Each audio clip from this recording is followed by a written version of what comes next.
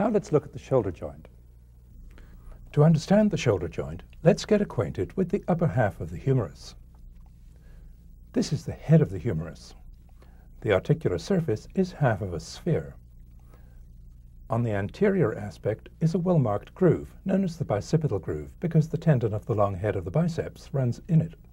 At the proximal end of the groove are the lesser tubercle and the greater tubercle. Because it's between two tubercles, the bicipital groove is also known as the intertubercular groove. Down here on the lateral aspect of the humerus, almost halfway down the bone, is a rough spot, the deltoid tuberosity. Here's the shoulder joint, also known as the glenohumeral joint. This loose sleeve of tissue which encloses the joint is the joint capsule. The capsule doesn't hold the bones together. It's quite a weak structure. What it does is to permit movement. The structures which hold the two bones together are muscles, as we'll see. Here's the tendon of one of those muscles. Now let's look at the bones, starting with the humerus. We've looked at its proximal end already. Now let's see the distal end. It's flattened from front to back, with a complicated articular surface and two prominent lumps, the medial epicondyle and the lateral epicondyle. These are major muscle origins, as we'll see. Above each epicondyle is a ridge, the epicondylar ridge. Here's the lateral one. The articular surface is in two parts. The pulley-like trochlea articulates with the ulna.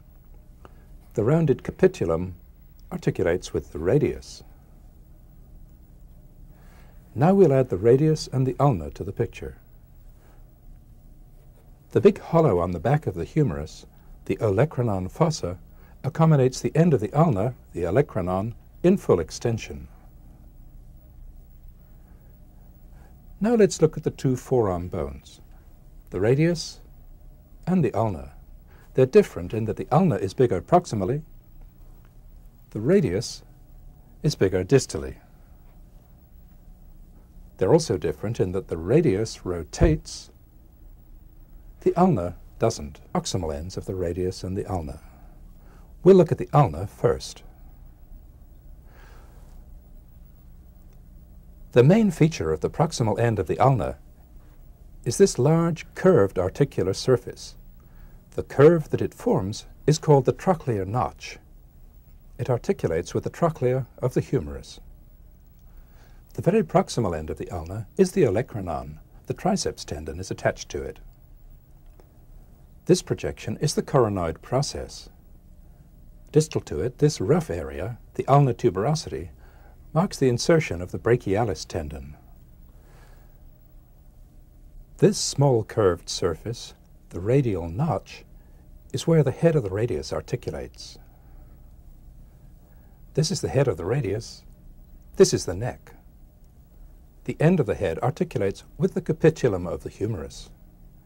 Its curved side articulates partly with the radial notch of the ulna and partly with the ligament that surrounds it, as we'll see. Just distal to the neck is the radial tuberosity, which is the insertion for the biceps tendon. Here's the trochlear notch of the ulna. Here's the head of the radius, seen end on. The annular ligament, together with the radial notch of the ulna, provides a perfectly fitting socket for the head of the radius to rotate in. Here's the annular ligament and its ligaments intact. Here's the front of the joint in extension, and here's the back of the joint in flexion. The key structure to understand is this remarkable ligament, which not only holds the radial side of the elbow together, but also holds the rotating head of the radius in place against the ulna. It has two parts.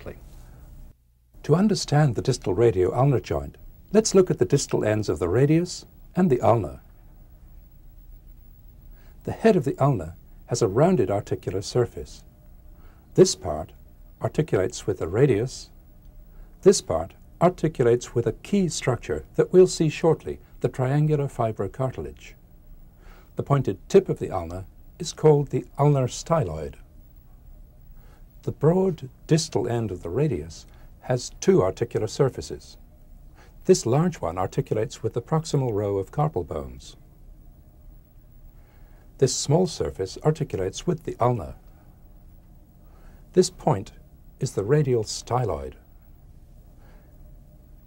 Here's the distal radio-ulnar joint with its capsule intact and with its capsule removed.